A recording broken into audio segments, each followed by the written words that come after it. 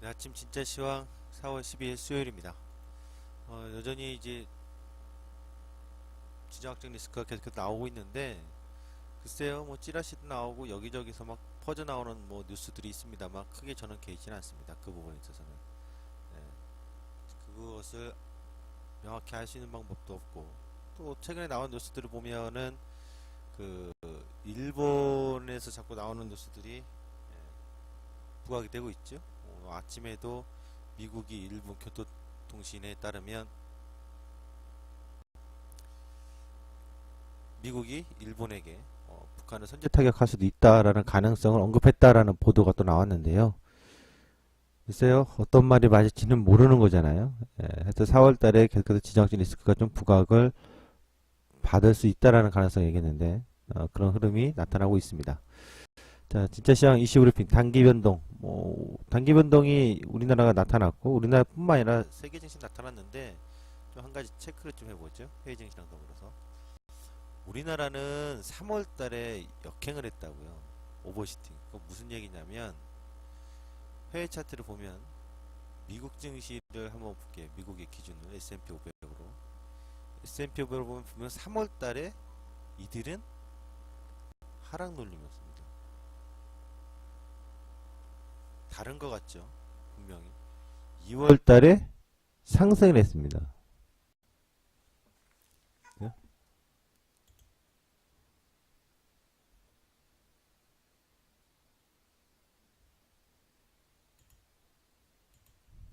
아, 아. 2월 달에 상승을 했습니다. 그리고 3월에는 눌려줬잖아요. 미국 증시가. 그러니까 요걸 잠깐 밸런스 과정을 아침에 설명을 좀 드리고 가면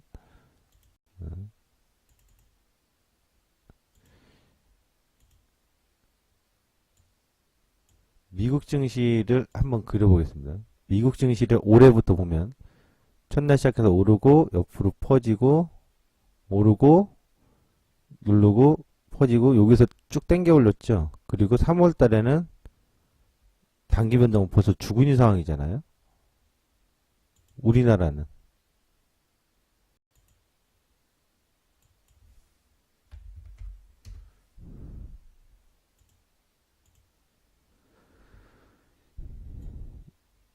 오르고 옆으로 같이 눌렀죠. 여기까지는 밸런스 맞아요. 그죠? 그러다가 여기서 우리가 좀 더 야금야금 올랐어요. 근데 여기서 틀려졌어요. 여기까지도 맞아요. 분명 3월에 미국 증시는 빠졌습니다. 그래서 제가 이때 당시에 시황 진짜 시황에서 여기서 걸릴 것이다. 그래서 눌린다. 눌렸어요.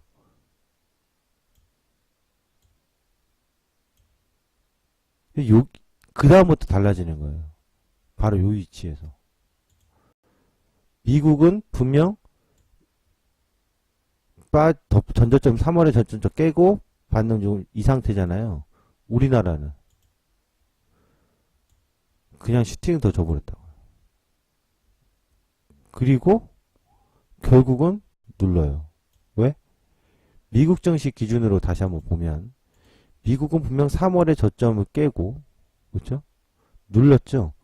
올해 올라갔던 고저의 중간 자리까지 눌러버렸다고요. 우리나라는 아직도 뭐예요? 올해 올라갔던 거에 고저를 하프 자리에 누르려면 더 여기까지 2100포인트 때까지 보여야 되지 않겠습니까? 그렇죠?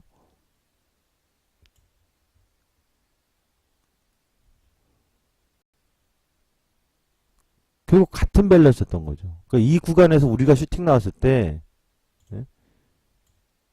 이게 다들 더 얘기를 하지만 아니다.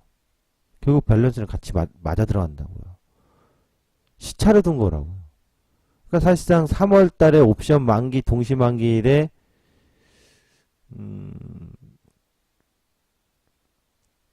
박스를 만들고 결국 그 이후에 슈팅 줬던 거에 대해서 지금 자연스러운 조정을 만들고 있는 거죠. 이렇게 보면 같은 밸런스인 거예요.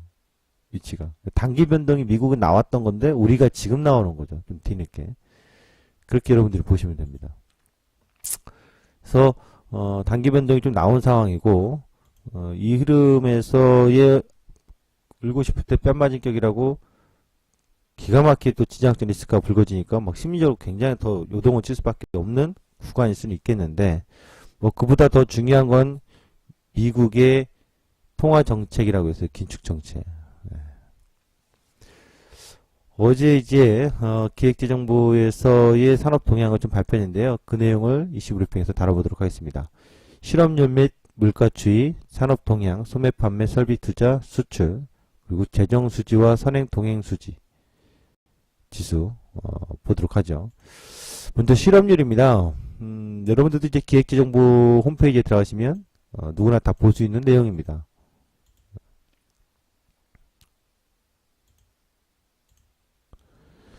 (2월) 중 실업자가 135만 명입니다.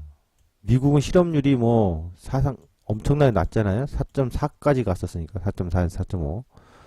우리나라는 2012년도에 82만 명, 2013년도에 80만 명, 박근혜 정부 들어와서 실업률은 계속 증가합니다.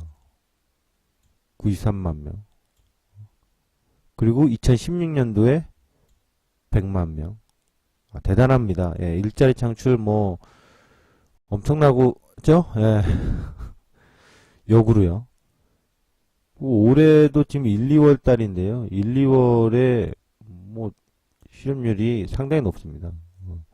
특히나 이제 젊은 층이죠. 30대 이하에서의 실업률은 뭐 엄청난데 이거는 정말 기가 막히게 일본의 잃어버린 10년, 20년 기간의 통계하고 아주 유사하거든요. 당시에 일본도 젊은 사람들의 일자리가 없어서 실업률이 높았고요. 그리고 40대 이제 요즘은 이제 기업에 입사를 하더라도 대기업도 보통 근속연수가 10년에서 13년 정도라고 하니까 40대에 한 번쯤은 이직을 하는 경우가 많죠. 네, 이직을 하거나 퇴사를 하고서 창업을 하거나 여러 가지가 있는데 보면 40대에서의 우리나라 노동 유연성이 상당히 떨어진 편인데 보시면 40대에서도 2.0, 2.0, 연간 2.2, 2.3 계속 증가하고 있거든요. 올해 들어와서도 마찬가지고요. 그러니까 실업률 부분에 있어서 전체적으로 중추적인 역할의 세대들의 실업률이 젊어지는 젊은 세대들이 일자리가 좋은 일자리라고 해야 될까요? 많지 않다. 실업률이 좀 증가하고 있다. 이거는 일단 이제 이번에 새 정부 들어오면 어떤 변화의 흐름이 나타날 수 있는 가능성과 기대감이 있겠죠. 네. 두 번째 물가 추이입니다. 물가 추이를 보면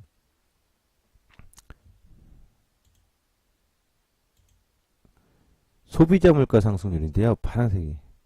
그러니까 소비자 물가 상승률 보시면 2003년도, 2004년도, 5년도 때 기준금리 인상했을 때고요. 그렇죠? 우리나라도 미국이 기준금리 인상했을 때 우리도 2005년도부터 슬슬 인상했을 때거든요. 지금은 우리나라 아직 인상 안 하고 있죠. 이제 인상할 시기가 오겠죠. 그러니까 소비자 물가 상승률과 생산자 물가 상승률을 본다면 미국은 금리 인상하는 기조가 맞고 우리나라도 기준금리를 더 이상은 저금리를 유지하기가 쉽지 않을 거라는 거죠. 기준금리는 오를 가능성이 높은 상황이다. 이렇게 좀 봐야 되지 않을까 싶어요. 전기, 수도, 가스 부분은 크게 오르지 않았는데요. 개인 서비스 부분에서 상당히 많이 올랐습니다. 개인 서비스 부분 최근에.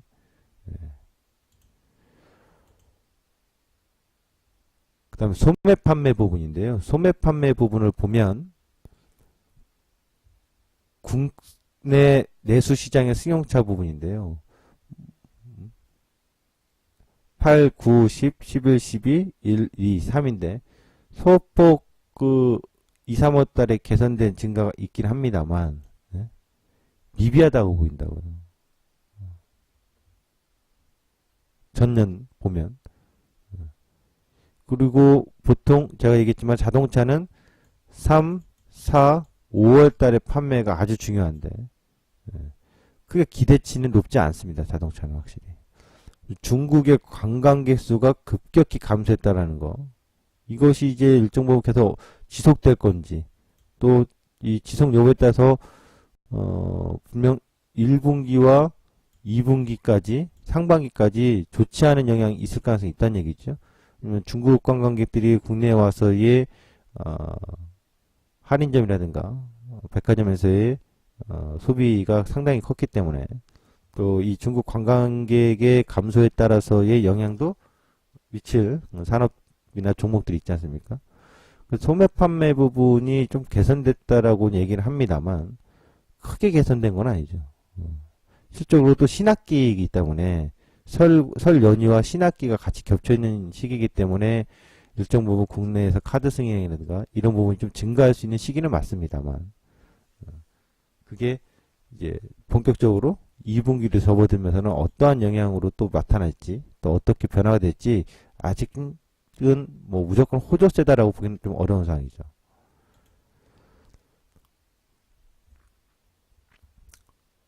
그 다음에 소비자 심리지수 보시면 100일, 101.8, 102.0 그리고서는 전년 하반기부터 11, 12월 달부터 점차적으로 감소하다가 최근에 좀 개선이 되긴 했어요. 3월에 소비자 심리지수가. 그래서 이 개선이 좀 되고 있는 과정에 있어서 지속되는 어떤 심리가 나타날지 여부 좀 지켜봐야 되겠습니다. 소매 판매는 승용차 등 내구재 부분 등에서 좀 증가를 한 부분이 있다라고 얘기를 하는데 전체적으로 글로벌 판매 동향과 내수시장 제가 자동차 얘기했습니다만 승용차 부분에서의 지금 기대감은 하반기로 가면 몰라도 아직 상반기에는 뚜렷한 어떤 개선세는 아니다라고 좀 본다고 했어요. 근데 어제 기획재정부에서 발표에 따르면 굉장히 호조세로 얘기를 하고 있는데 소매 판매 부분은 여전히 좀 불투명한 게 아니냐 이게 좀 제가 보는 해석입니다. 설비 투자 부분입니다. 이 설비 투자 부분은 일단 중요한 게 몇 가지 있는데 제조 BSI 한국은행 전망에서 나온 거는 71, 74 이거 지난번에 보여드렸죠. BSI 지수 한은에서는 개선된 걸로 보이고 있다. 그래서 좀 개선됐습니다. 71, 76, 81, 82까지 최근 들어서는 가장 개선된 BSI 전망이 나오고 있다라는 점. BSI 전망이 긍정적이면 나쁜 건 아니겠죠. 근데 이제 한국은행하고 중소기업협회 이런 데서 발표하는 거 좀 다르다라고 했잖아요. 일단은 제조 BSI 지수가 전체적으로 좀 개선되는 건 한은의 발표에 따르면 나와 있는데 이게 기본적으로 이제 대기업 위주의 전망이 좀 전망이다 이렇게 봐야죠. 중소기업 쪽은 아직도 좀 불투명한 상황이고요. 제조업 평균 가동률을 보면요. 76, 74.5, 전년도에 72.6 낮아졌습니다. 올해 1, 2월 달에 74.2, 뭐 2월은 이제 당연히 계절적 요인이 있기 때문에 일수가 짧으니까 70.29인데 앞으로 제조업 가동률이 어느 정도 나오느냐. 전년도의 1, 2, 3, 4분기를 보면 1분기 평균 73.4, 72.8, 3분기 71.9, 4분기 72. 가면 갈수록 이렇게 낮아졌거든요. 제조업 가동률은. 이제 최근에 조금 반전을 좀 보여주긴 하죠. 11, 12월 달부터 이렇게. 그래서 제조업 가동률이 아직까지는 뜨겁지는 않습니다. 그러나 이제 전년도의 중반기에 침체했던 것은 어느 정도는 좀 반등을 보여주고 있다라고 볼 수가 있겠고요. 설비 투자 지수인데요. 설비 투자 지수는 증가하진 않고 있어요. 감소하고 있단 말이죠. 그도 그럴 것이 일단은 설비 투자 부분에 있어서는 지금 우리가 이제 반도체 쪽이잖아요. 이번에 반도체 성장이라는데 설비 투자가 아직 기업들이 공격적으로 나타나고 있지는 않아요. 일단은 아무래도 새 정부가 들어서는 과정 이후에 나타날 가능성이 있지. 그 전까지는 일단은 굉장히 저조할 수 있다. 이렇게 봐야 되는 시각이라고 봐야 될 것 같습니다. 수출 추이입니다. 이게 상당히 중요한데요. 수출의 추이를 보면 이 오른쪽 먼저 그래프를 보면 자동차, 반도체, 철강이에요. 최근에. 최근에 큰 폭으로 상승했던 건 반도체예요. 핑크색으로. 철강이고요. 자동차도 뭐 소폭 살아나긴 했습니다만 큰 폭은 아니라고요. 이번에 품목별로 보면 석유 제품, 반도체, 유화 부분.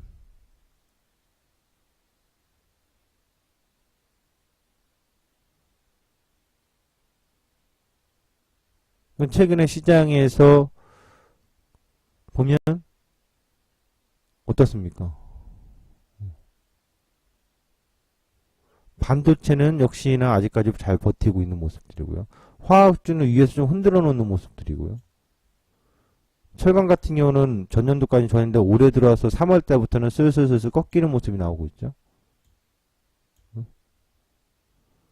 그러니까 우리가 지금 이게 말이 많은 게 반도체의 성장 수출 호조인 건 아는데 그로 인해서 지속적으로 다른 산업으로 확산이 될 거냐 여부는 여전히 불투명하다라고 보는 거죠.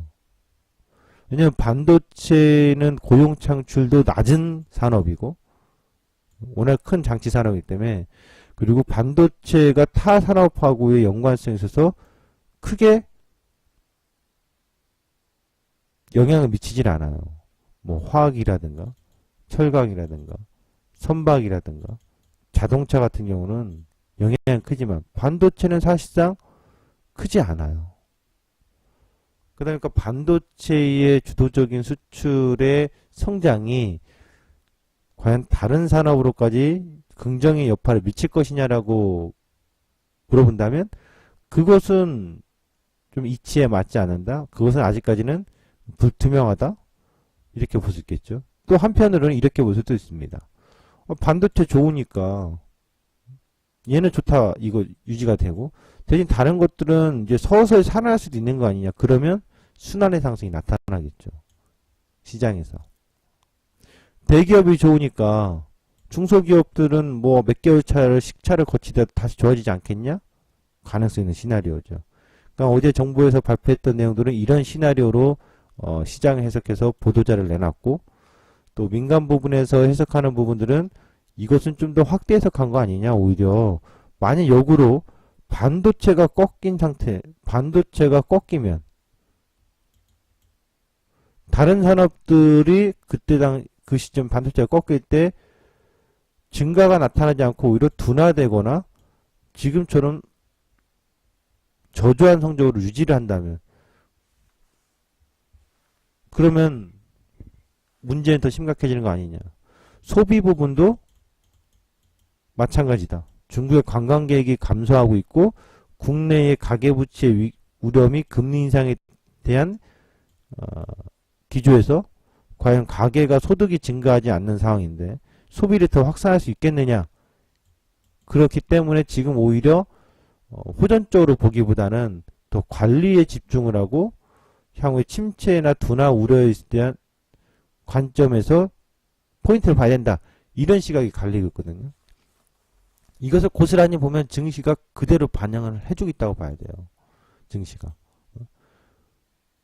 그러니까 우리나라 증시가 지금 전년도에 올랐던 건 이제 결국 반도체의 힘이고 중간에 이제 화학 철강들도 가격 상승이 나오면서 따라 올라왔잖아요. 근데 최근에 여기서 이제 과연 기로에 서 있는 거죠. 눌림목 과정으로 보고 앞으로 더 호전적인 성장으로 보고 수출에 배팅할 거냐. 결국 수출주에 또 배팅해야 된다는 얘기예요. 만약 한다면 지금 시점에서 배팅을 들어가라고 한다면 결국 수출주 쪽에 또 배팅 들어가야 된다고요. 내수주가 아니라.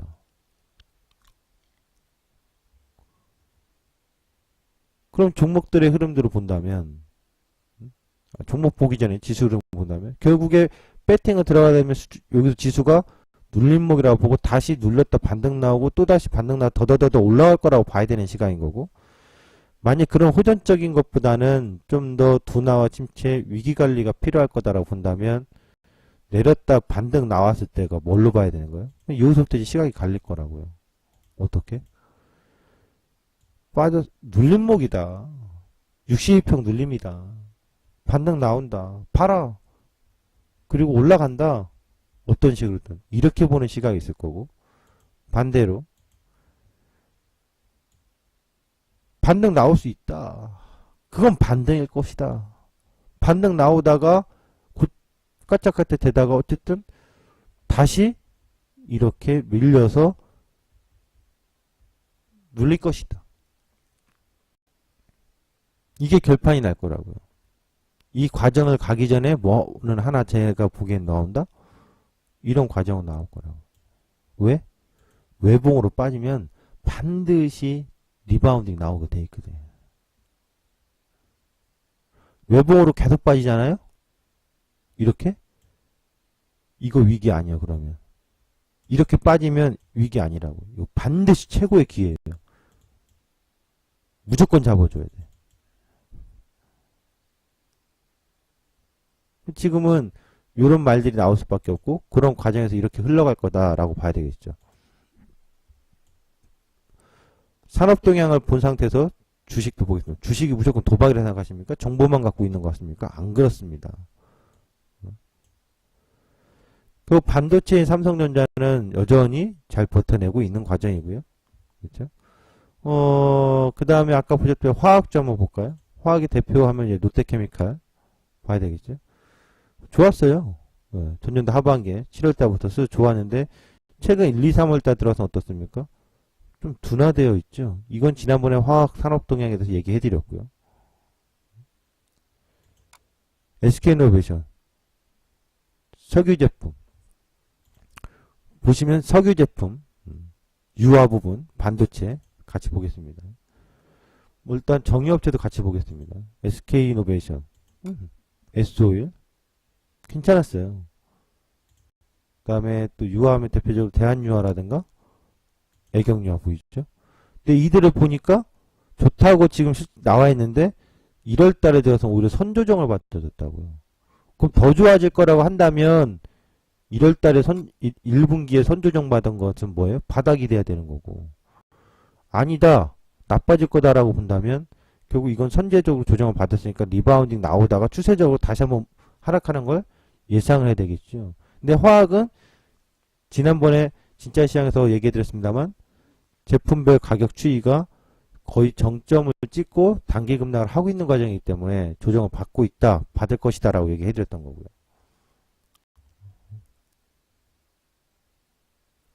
그렇다면 결국에 지금 철강도 한번 볼까요? 산업동에서 철강도 지금 포스코 1분기에 멈칫멈칫하고 있죠. 현대제철도 멈칫멈칫하고 있는 거죠. 그러니까 우리나라의 이 통계가 발표된 이 내용들을 살펴보면 지금 3, 4월, 4월 달은 눈치를 볼 수밖에 없다고요. 눈치 보고 있는 장에서 공격적으로 앞으로 달리자 그러면 잘못하면 눈 째집니다. 그러니까 어떤 사람들이 투자에 뭐 최적기는 없다, 타이밍은 없다 그러는데 그건 몰라서 하는 얘기예요. 내가 잡은 자리가 항상 최저점은 아니겠지. 내가 판 자리가 최고점은 아니겠지. 하지만 영역이라는 건 있단 말이에요. 구간이라는 건 있단 말이죠. 그럼 지금 4월달, 5월달, 6월달에 이 2분기라는 시점에 2분기가 4, 5, 6이잖아요. 2분기에서 과연 4월은 적극적일 필요가 있는 장세인 건지 아닌 건지 물어본다면 지금 4월 시작한 지 얼마 안 됐기 때문에 4월달 한 달 자체를 적극적으로 볼 필요는 없다는 얘기죠. 그러니까 5월은 그럼 5월 가서 또 고민을 하면 돼요. 5월 달에 봤을 때 야 이것도 아니다. 그러면 또 기다리는 거예요. 매수 타이밍이 적극적인. 또 반대로 주식을 들고 있는 관점에서는 청산을 할 것을 그래 4월 달에 청산을 하지 말고 그러면 5월 달 좀 더 기다려서 보면 돼요. 왜? 당장의 외봉으로 급락이 아니라 눈치 보는 과정이니까 산업동향들도. 그 주식 투자는 엄연히 보면 도박도 아니고 투자 정보가 뭐 고급 정보가 있을 필요도 없어요. 고급 정보는 부동산에 필요한 겁니다. 부동산에선 정말 고급 정보가 필요합니다. 지역의 뭐 유지라든가 지역 단체장이라든가 뭐 하여튼 기본적으로 그게 이제 뭐 공공 부분에 있는 분들하고 정보가 많이 나오니까 나라에서 개발하겠다고 그러면 그린벨트 풀어보겠다 하면 아, 그 땅이 얼마나 탐나겠습니까? 아무도 몰라. 나만 알아. 3년 뒤에 개발 풀 거라는 걸. 그럼 그 그린벨트 가서 사야지. 땡볕을 내서라도 사야지. 부동산은 고급 정보지만 주식은 고급 정보가 아니라 일반적으로 나와 있는 정보들을 토대로 어떻게 해석해서 풀어가느냐의 과정이거든요. 이거 뭐 저만 보는 겁니까? 기획재정부 홈페이지라면 다 보는 건데, 근데 보는 사람이 별로 없어요. 또 봐도 몰라. 복잡하니까. 또 읽을 줄은 알지. 그러니까 이게 뭐냐면 이런 자료들을 통해서 누구나 다 글을 읽죠. 읽는데 이거에 대해서 어떻게 해석해 나가느냐거든요. 그거가 이제 주식을 하는 분들이 많이 어려워하는 건데, 뭐 저도 사실 항상 맞는다고 할 수는 없어요. 그러나 이걸 풀어가는 과정들이 중요하고, 이런 것을 고스란히 증시는 어떻게 한다? 수렴해주고 반영해주고 보여준단 말이에요. 그것이 좀 뒤늦게 반영할 때도 있고, 어떨 땐 선반영할 때도 있고, 이런 과정들이거든요. 수출 추이를 본다면은 저는 지금 딱히 정부에서 발표했던 대로 호전적이다, 이거에 대해서 잘못됐다는 얘기는 안 해요. 눈에 보인 대로 호전된 건 있고, 다만 이것이 다른 산업으로 또 확대가 될지, 또 반도체에 계속해서 주도적인 것인지에 대해서는 좀 의구심이 들기 때문에 눈치 보는 과정이 필요하다는 얘기를 하는 겁니다. 그 다음에 이것은 고민이 됩니다. 재정수지. 2015년도하고 한 두 번, 세 번 정도 제가 이 재정수지에 대해서 여러분 얘기했었죠. 관리대상수지하고 통합재정수지. 기억하십니까? 기억하시는 분 계시면 한번 확인 1번이요. 이거 진짜 시장 브리핑에서 한 두세 번 다뤄드렸었는데, 제가 그때 당시에 이걸 갖고 풀어드린 해석 중에 노하우가 있었죠. 관리 통합재정수지, 관리대상수지가 최바닥일 때가 우리나라 국내 증시에 바닥권일 때가 있다라고 했었어요. 김영삼 정부, 김대중 정부, 노무현 정부, 이명박 정부 다 얘기해가지고. 과연 2015년도에 나왔는데, 이렇게 보면 이제 2015년도에 있어서 2016년도에 터닝을 했기 때문에, 적자가 감소됐기 때문에 이게 바닥일까라고 볼 수 있는. 근데 공교롭게도 2015년도 최저점에서 지수가 바닥이 나왔고, 2016년도에 바로 그 전저점 코앞에서까지 흔들어놨다가, 또 차트를 보면서 설명해야 되겠죠. 요 바닥 나왔고 여기서 나와서 이게 그러면 진짜 바닥인가?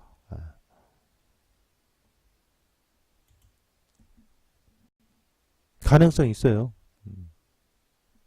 가능성 충분히 있는 얘기예요. 재정수지. 그 다음에 이 재정수지 부분은 그때 진짜 시장 브리핑했던 걸 한번 오늘 장중에 보여드리도록 하겠습니다. 재정수지는 하여튼 고민이 됩니다. 이렇게 되면은 이게 바닥스러운 걸로 인식할 수도 있다. 왜냐면 과거에 늘 그래왔기 때문에 고민이 좀 됩니다. 두 번째, 선행지수, 동행지수, 순환변동치인데요. 전년도에 좀 계속 감소를 하다가 10월 달에 선행과 동행이 골든커스 나오면서 반전을 좀 보여줬거든요. 그래서 제가 11월 달에, 여러분 아시겠지만 11월 달에 지수 왜 여기서 제가 트럼프 던지고 난 다음에 이 자리에서 인버스 청산해버리고 더 수상하니까 뭔가 좀 지켜보자, 반전을 보자 라고 했던 건데, 그리고 그때부터 동행지수, 선행지수, 골든커스 나오고 슬슬 올라오고 있는 과정입니다. 지금 여전히 이제 선행이 동행지수를 앞지르고 있고요. 역전현상은, 데드의 역전현상은 아직 안 나왔습니다. 그래서 앞으로도 이 동행지수, 선행지수 추이가 어떻게 나올지, 역전현상이 생기면 알 자리 없어요. 지수가 더 올라가도 6개월은 무조건 기다려야 된다는 거예요. 그런 흐름을 지금 보여주고 있다, 이렇게 보시면 되겠습니다. 선물 데일리 주간 예측. 이번 주에 그랬을 때 먼저 올라오면 빠지고 먼저 쭉 내려가면은 밑에서 브레이크 할 거다 해서 반등을 봤는데, 제가 어제 오늘 이틀 연속 미는데, 이것보다 이제 더 중요한 건 이거겠죠. 특징을 뭐냐면은 지수의 선무지수 특징이 쌍둥이라고요. 오늘은 무조건 달라. 오늘은 무조건 그림이 달라. 미결제 흐름도 다를걸? 최근에 미결제 미결제 약정이 증가하면 하락마디 나온다고 했어요. 증가하면 하락마디, 증가하면 하락마디, 증가하면 하락마디, 증가하면 하락마디. 어제도 그랬죠. 오전장까지 딱 버티다가 10시 이후부터 뭔가 꿈틀꿈틀 이상해지더니 하락마디가 만들어진 건데. 미결의 형태로는 4월 6일하고 4월 10일이 짝꿍댕이식으로 움직였죠. 이렇게. 올렸다, 감소했다, 다시 증가했다. 올렸다, 감소했다, 다시 증가했다. 그러면서 움직여졌죠. 4월 7일과 4월 10일은 횡보하고 있다가 급증, 횡보하고 있다가 급증. 그렇죠? 그럼 주가는 어떻게 움직였냐, 지수는. 그러면 4월 7일하고 4월 11일이 같냐? 노. 비슷한 것 같기도 하고 아닌 것 같기도 하고. 붙이면 먼저 4월 6일하고 4월 10일 보면 내렸다 올렸다 내렸다 올렸다 이거죠. 4월 10일은 내렸다 올렸다 내렸다 이거죠. 비슷한 것 같으면서 약간 다르죠. 그 다음에 4월 7일은 쭉 내렸다 반등 나왔다 이러죠. 쭉 내렸다 반등 나왔다 이러죠. 비슷한 것 같죠. 근데 또 엄밀히 따져서 보면 어, 어, 음, 음.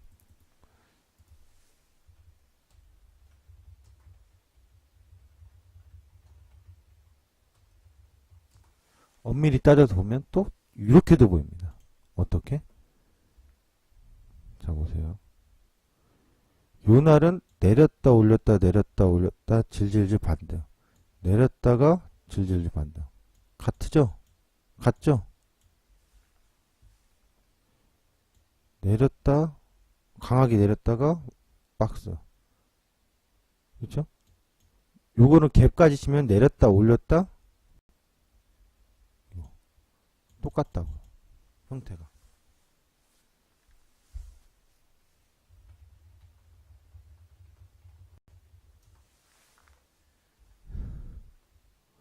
오늘은 달라요.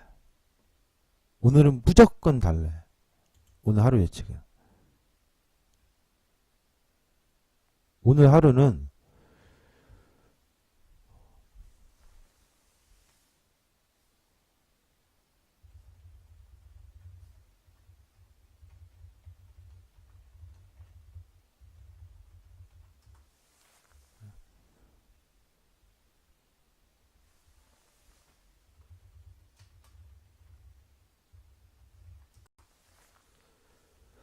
오늘 하루는 이렇게 봐요. 뭐냐? 어제 275.45죠. 먼저 이거를 저기를 봐야 될 것 같은데. 일간으로. 3월 달에 고저의 61.8 자리를 거의 다 왔거든요. 그러니까 오늘 이제 60평 만나고 무너질 거라고 생각 안 해요. 만날지는 모르겠지만. 요걸 보면 여기서 이렇게 피보나치 그려놓으면 전 걸린다고 봐요. 하프의 힘의 충돌이거든요. 그러니까 어제 저점을 이탈했다가 오늘 제가 예상해보면 이거예요. 어제 제가 양봉 나올 겁니다라고 아침 개장은 그랬고 장중에는 바뀌었다라고 했잖아요. 통신주 때문에. 어제 저점을 이탈했다가 땡겨 올리면서 이런 양봉이 나오거나 아니면 어제쯤 안 깬 상태에서 시초가 띄우고 흔들고 있다가 뭐 이런 식으로 해서 양봉이 나오거나 이렇게 본다고. 그래서 보면 오늘 아침에 띄어서 그냥 바로 출발해버리면 짜증스러워요.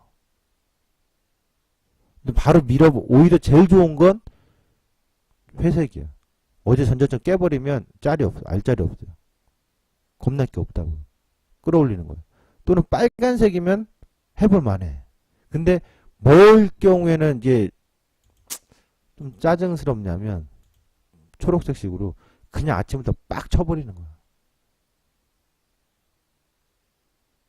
그림이 하여가 오늘은 며칠간에 나왔던 오전장의 푸시, 오전장 푸시, 오후장 박스 이 과정에서 달라질 거예요. 어쩌면 오전장의 박스처럼 가다가 장중과 오후장의 파동이 커질 수 있다 이거예요. 오늘 선물 데일리는 이렇게 예측을 해봅니다. 감사합니다. 마치겠습니다.